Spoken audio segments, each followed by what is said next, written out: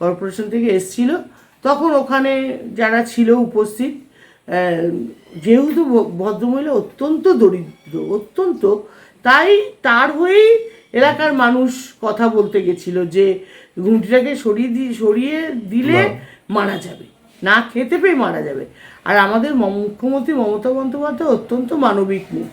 তিনি হকার উচ্ছেদ বা ঘুমটি সরানো এগুলো যদি তিনি কর্পোরেশনকে বলেও থাকে, তিনি কিন্তু সঙ্গে একথাও বলেছেন দরিদ্র মানুষদের চলবে কী করে, দরিদ্র মানুষদেরও পেটের কথা ভাবতে হবে।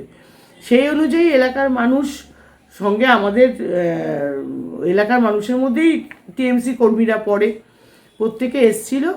তো তর্কাতর্কি হতে হতে আমি যেটা শুনেছি, আমি দেখিনি চোখে, তর্কাতর্কি ধাক্কাধাক্কি হয়েছে, এটাই ঘটনা। তারপরে কর্পোরেশন থেকে মনে হয় যেহেতু ধাক্কাধাক্কি হয়েছে, সেহেতু পিকলু, অভিজিৎ মৈত্র